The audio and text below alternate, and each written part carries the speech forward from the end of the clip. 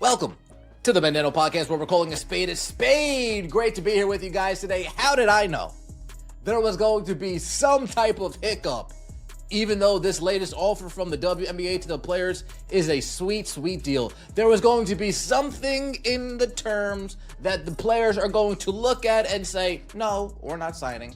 No, this isn't good enough for us. $1 million salary? Nope, not good enough. $500,000? No, not good enough. Salary cap jumping more than 3x, not good enough. And we finally have our reason. The WNBA has just detonated a bombshell, and you can bet someone like Caitlin Clark is not going to be happy about this. The league is reportedly beyond furious, and they are flat out refusing to bankroll what they are scathingly calling a sorority lifestyle for their roster of highly paid professional players. Think about that phrasing for a second. Despite putting unheard of, life-changing salaries on the table, the league is drawing a very clear line in the sand, demanding that these athletes start covering their own room and board. This isn't just a minor policy tweak. This is a massive, seismic shift that has ignited an absolutely explosive conflict over benefits that players have long considered basic. While the silence from the players has been deafening so far, the message from the league couldn't be clearer.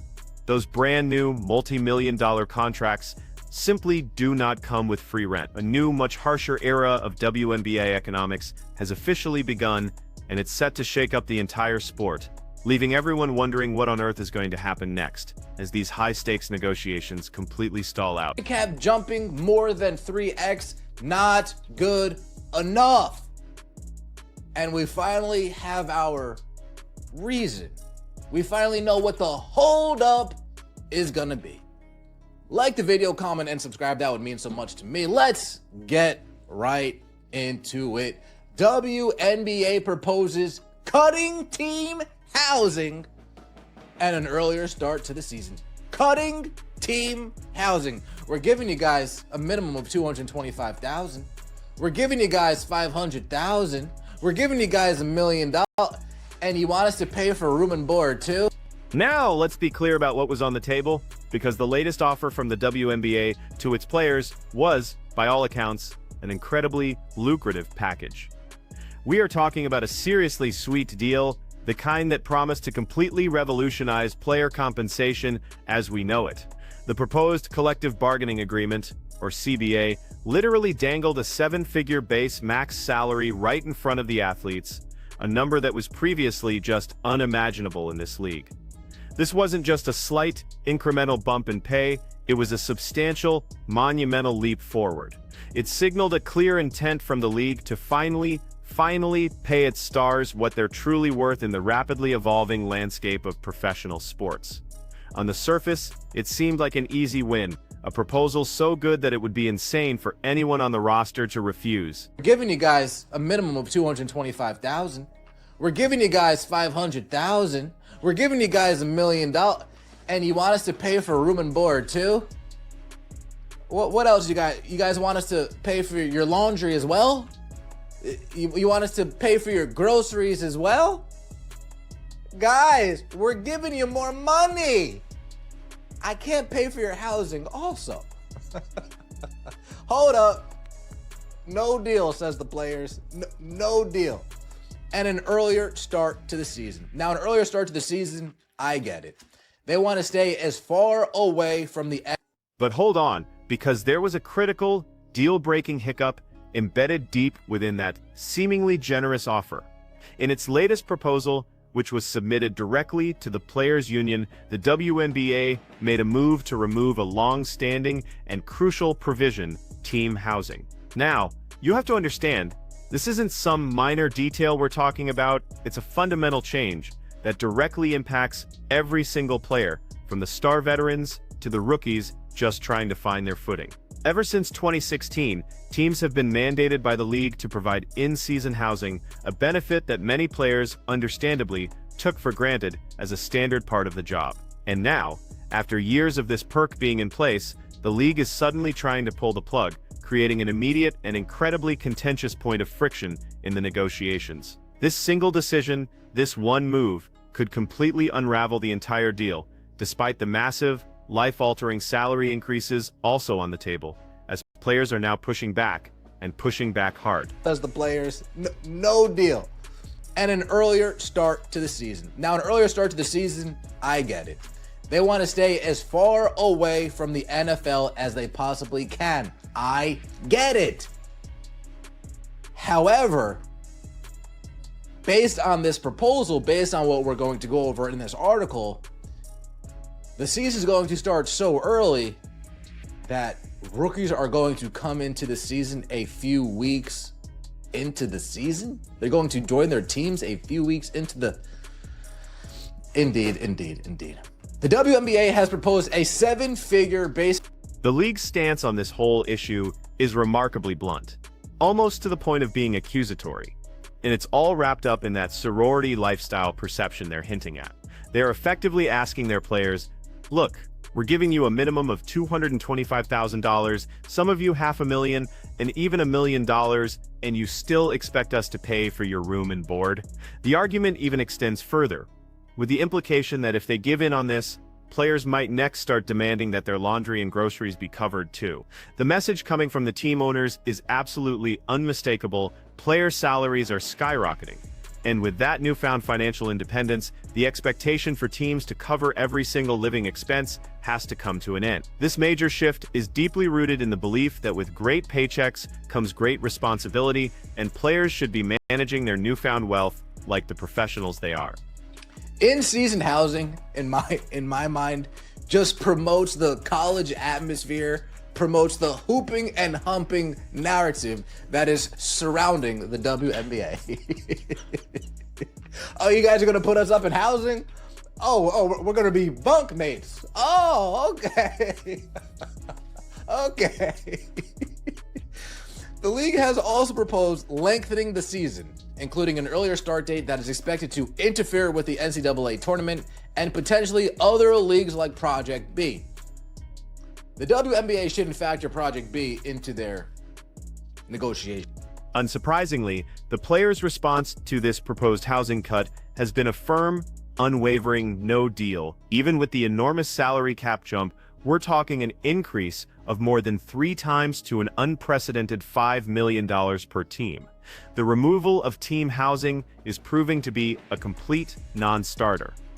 And you have to realize, this isn't just about the money. It's about a core benefit, a safety net that players have relied on for years, especially those who are transitioning from college or playing on less secure, temporary contracts. Their refusal to budge on this highlights a deep, fundamental divide in expectations between the league and its athletes. This single point of contention has now become the central blockade, preventing any forward movement in negotiations, even as the owners are attempting to meet practically all of the other financial demands. Tournament and potentially other leagues like Project B.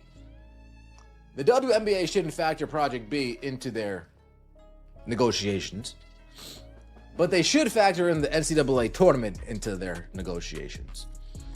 The NCAA tournament, the NCAA basketball season, they're not changing their schedule. And the fact that the WNBA is a late spring summer league, they're pinned down. They can't move closer to the winter time. They don't want to get anywhere near college football.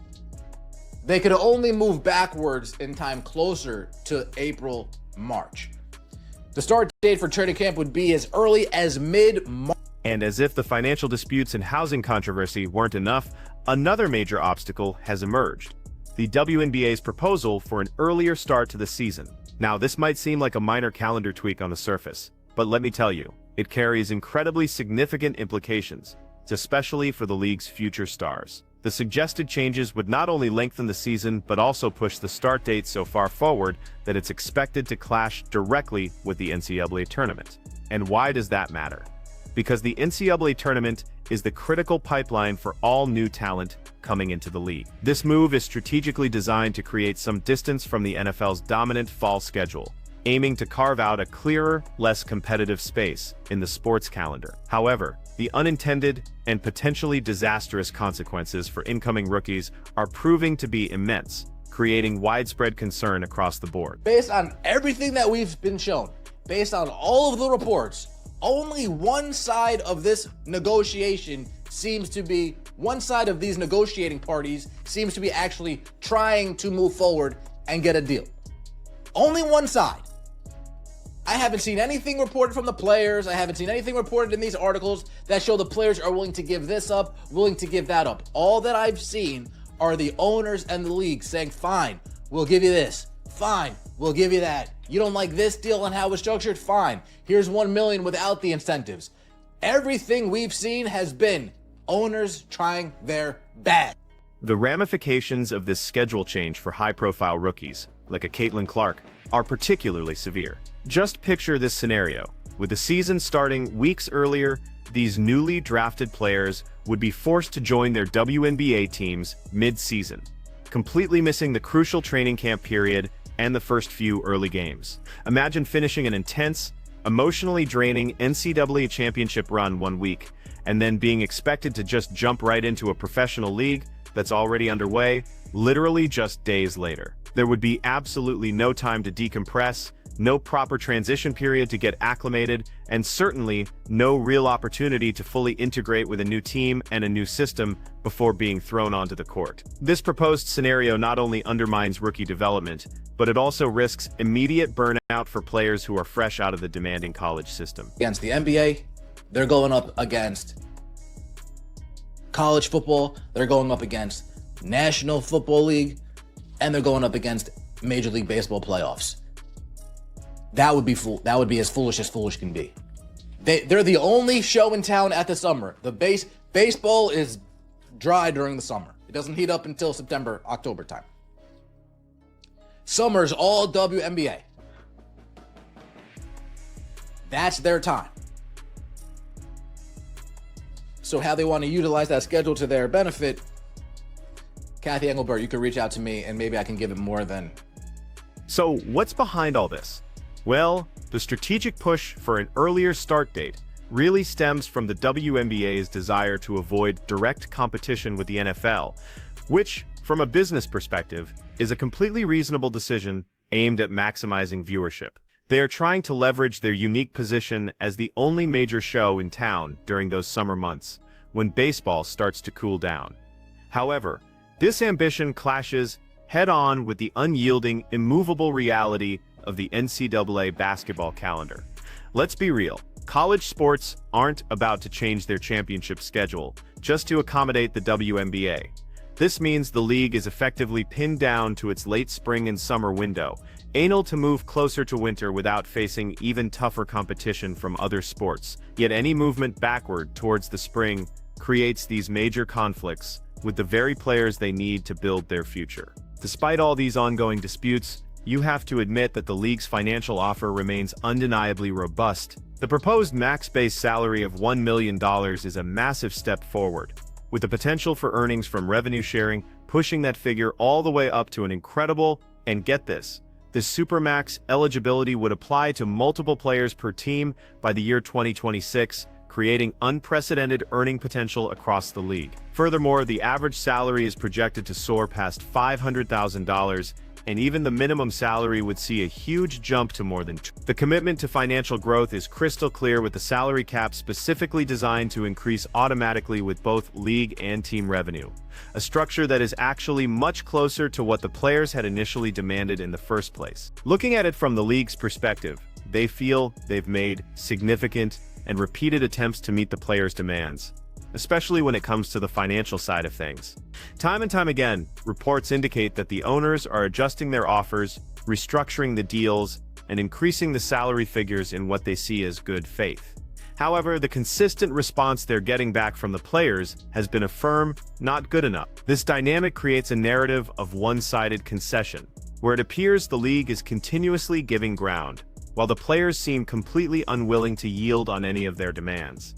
It paints a picture of incredibly frustrating negotiations, where only one party seems to be genuinely to find a middle ground and move forward, leading to a complete standstill over these key non-financial benefits. Now let's break down what's already in place, because the existing collective bargaining agreement, the one players are currently operating under, already offers multiple housing options during both the regular season and the playoffs. It's not like players are just thrown to the wolves and told to figure it out.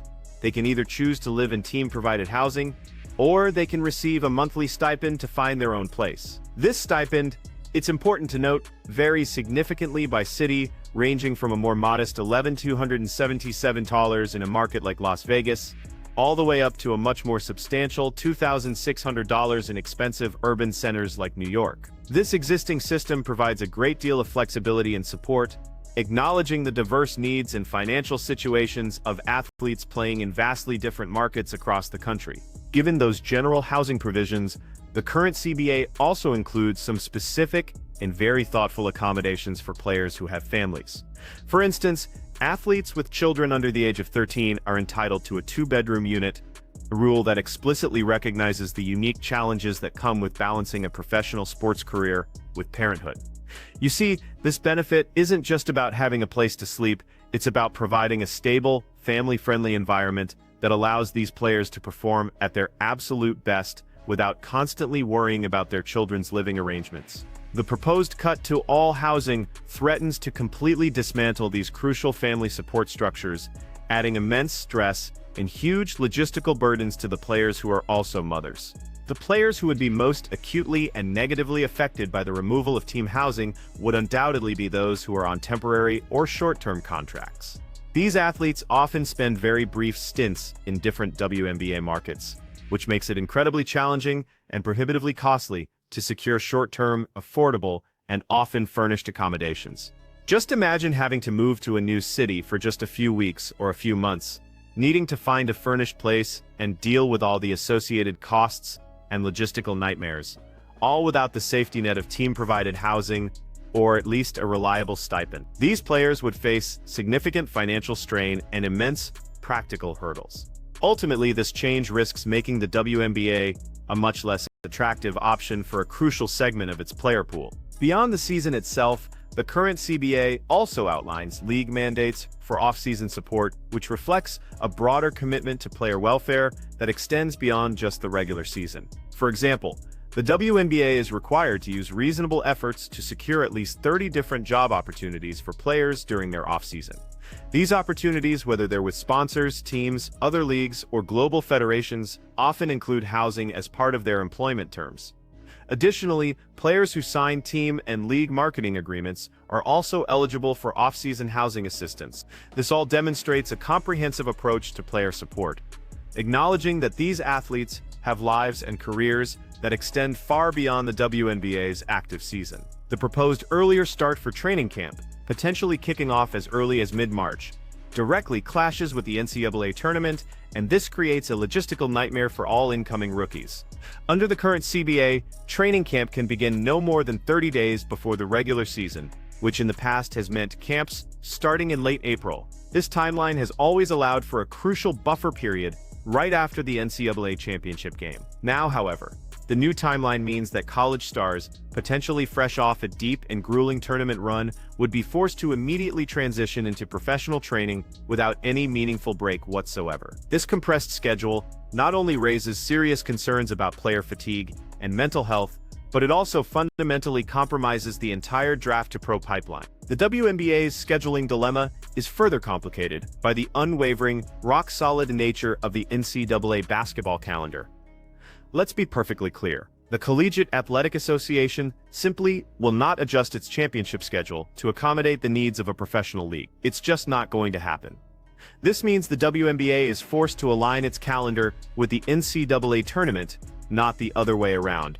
Under the old system, college players had at least a few weeks to finish their season, attend the draft, and then jump into training camp. This new proposal virtually eliminates that vital transition period, demanding an immediate pivot from the glory of amateur sports to the intense grind of the professional level. It creates a completely unsustainable model for star players like Caitlin Clark. Adding yet another layer of complexity to all of this is the controversial prioritization clause, which was introduced in the latest CBA. This rule demands that players must be physically present in their WNBA market by the start of training camp, or they will face suspension. A topic that is already incredibly divisive among players and owners. This clause significantly impacts international players, as many of them prioritize playing for their national federations or in the EuroLeague during the WNBA offseason. Historically, a letter of clearance system allowed players to sign contracts in multiple leagues. Any further interference with the global basketball calendar, as proposed by the WNBA, risks damaging relationships with international federations and alienating a significant portion of the league's global talent. The WNBA faces a truly unique strategic challenge when it comes to its scheduling. The summer is, genuinely, their only show in town.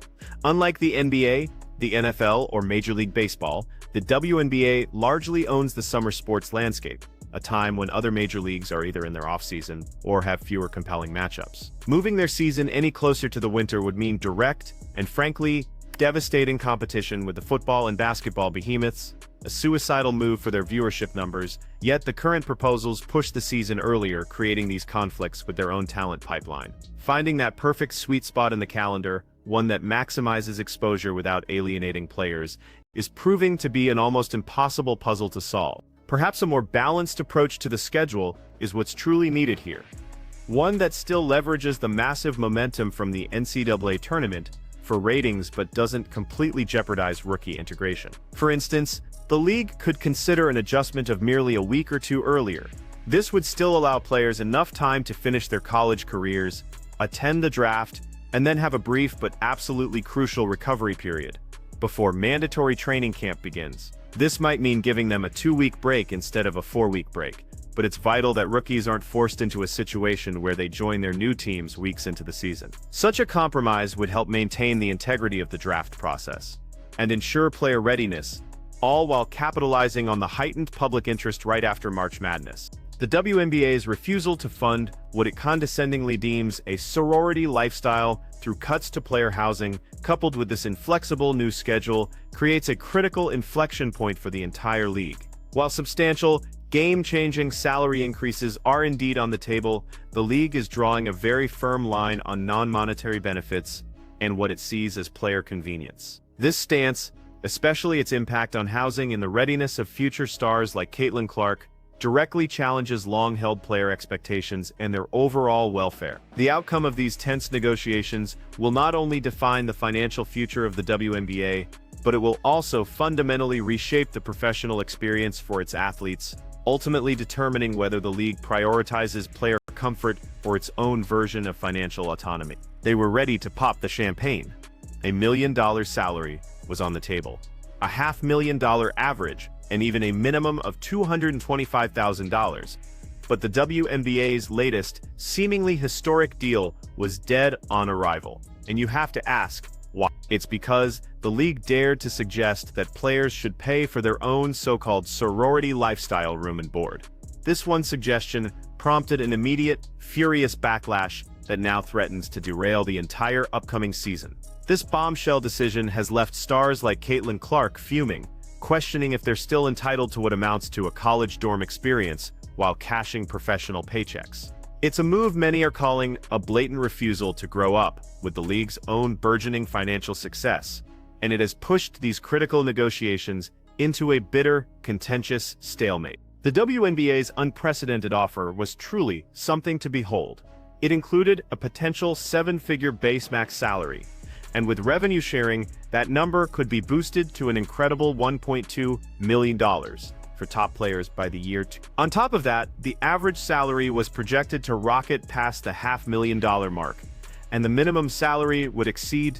This seismic shift in compensation represented a monumental step forward for player earnings, a clear effort to truly professionalize the league's financial landscape once and for all. And yet, this historic pay raise became completely overshadowed by a single, highly controversial stipulation that ignited widespread player outrage and brought everything to a screeching halt. The undeniable sticking point, the one issue that blew up the whole deal, was this.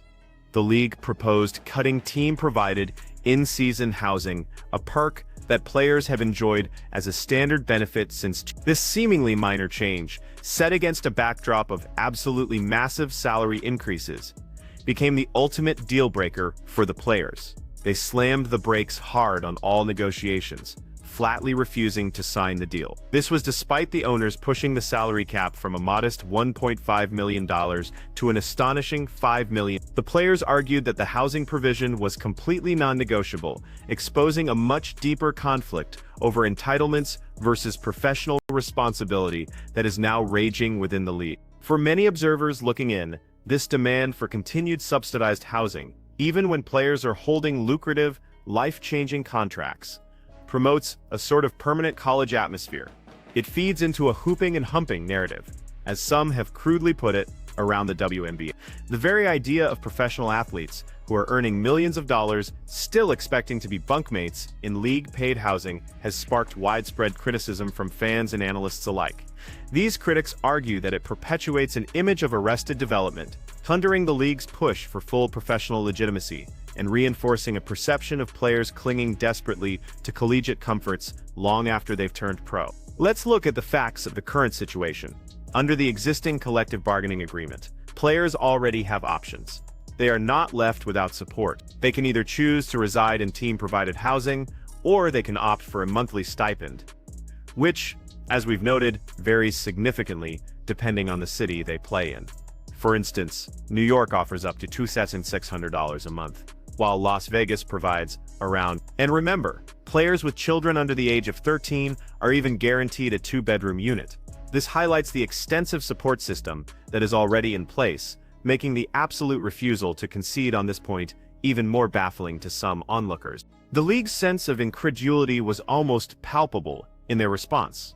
One source close to the negotiations articulated the feeling perfectly, saying, "We're giving you guys $1 million, and you want us to pay for a room and board too? What else? You want us to pay for your laundry as well? You want us to pay for your groceries as well?" This sarcastic, frustrated retort perfectly encapsulates the frustration on the owner's side.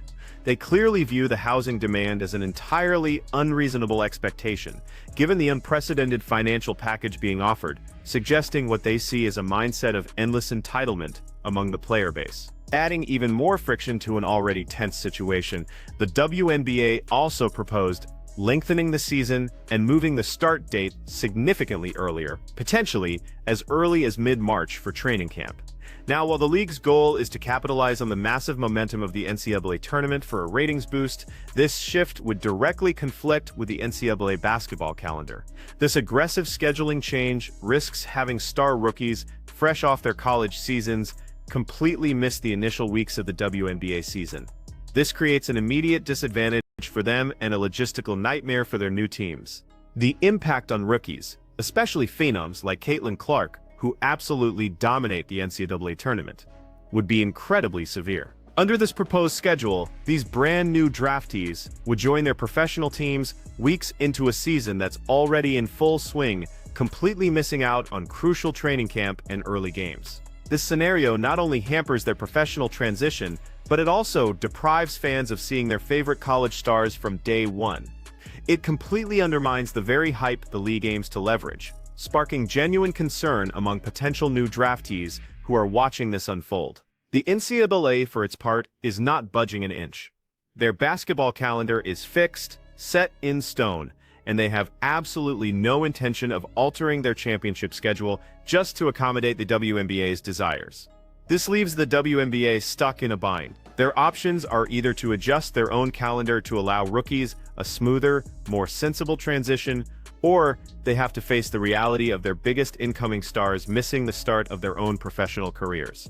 This would create an awkward and deeply unappealing spectacle for fans and present a significant player development challenge right out of the gate. When you step back, you realize the WNBA faces an almost impossible scheduling dilemma. They simply cannot move their season into the winter months. If they did, they would be clashing directly with the absolute juggernauts of the NFL, the NBA, and college football, a battle where they would be completely overshadowed and lose viewership. Their current late spring and summer window is their golden opportunity, their chance to be the only major show in town. This strategic reality forces them to try and move earlier, but as we've seen, that path now directly collides with the NCAA, highlighting the complex, strategic tightrope the league must walk to achieve both visibility and sustainable growth. Another incredibly contentious point is the issue of prioritization, a rule that was introduced in the last CBA. It requires players to be in their WNBA market by the start of training camp, or they will face suspension from the league. This has severely impacted international players, who deeply value the opportunity to play for their national federations and in highly competitive leagues like the EuroLeague. The WNBA's further interference with the FIBA calendar under this new proposal threatens to badly strain relationships with global competitors and could significantly limit the league's international talent pool, creating yet another major point of contention. From the outside looking in, the current negotiation appears starkly one-sided. Every report seems to indicate that the owners and the league are consistently making concessions, repeatedly sweetening the deal with substantial financial increases and significant structural improvements to the contract. Yet, on the other side, there is a noticeable, almost complete absence of any reported willingness from the players to compromise on their core demands. This perceived inflexibility from the players' union has cast a long shadow over the talks, suggesting an unwillingness to engage in the kind of reciprocal give and take that is essential for any successful negotiation, frustrating progress and leading to a standstill. Under the WNBA's most recent proposal, the salary cap, which previously sat at a relatively modest $1.5 million per team, would absolutely surge to a massive. This colossal increase directly reflects the league's booming revenue and what they see as a serious commitment to player prosperity. Furthermore, this cap would be designed to grow proportionally with both league and team revenue. This ensures that the players would directly benefit from the WNBA's escalating success, effectively aligning their own financial futures with the league's overall trajectory and its long-term financial health. Team housing, which has been a standard provision for WNBA players since 2016, has traditionally offered a comfortable and incredibly convenient living arrangement during the intense season. This perk, which was once seen as a necessary support system for lower-paid athletes, is now coming under heavy scrutiny as salaries begin to skyrocket into the high six and even seven figures. The league's decision to try and remove this long-standing benefit signals a fundamental shift in its philosophy. It's a move away from an all-inclusive support model toward one where high-earning professionals are expected to manage their own personal expenses, just like any other athlete in any other major sports league. For those players who might choose not to live in team-provided housing, it's important to remember that the current CBA already offers a very practical alternative: a monthly stipend.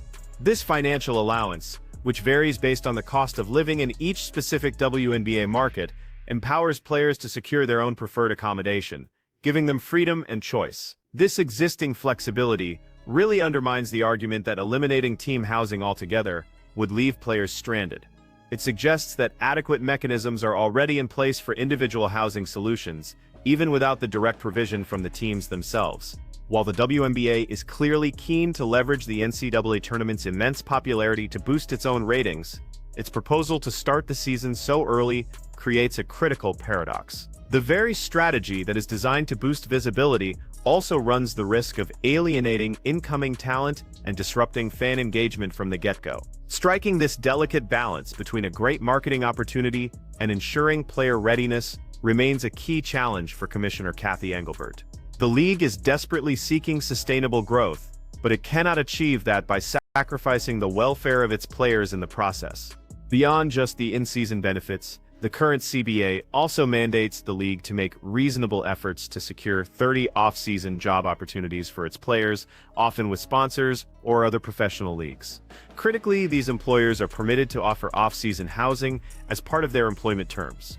Additionally, players who sign team and league marketing agreements are also eligible for housing assistance in the off-season. This demonstrates that there are already existing avenues for housing support that exist completely outside of the direct team housing model that is now at the center of this dispute. Let's face it, the WNBA is currently the only show in town during the summer months. This is a period when baseball is relatively quiet and the major football leagues are deep in their off-season. This unique positioning in the sports calendar is a significant competitive advantage for viewership and for market share. Moving their calendar to clash with the juggernauts of the NFL, the NBA, or even college football would be a catastrophic strategic error. It would diminish their hard-won visibility and relegate them to a niche audience, a massive gamble that the league simply cannot afford to take. The WNBA's proposal to remove team housing is being presented by the league as a logical, necessary step towards fully professionalizing the league. They are essentially asking players to take on financial responsibilities that are commensurate with their significantly increased earnings.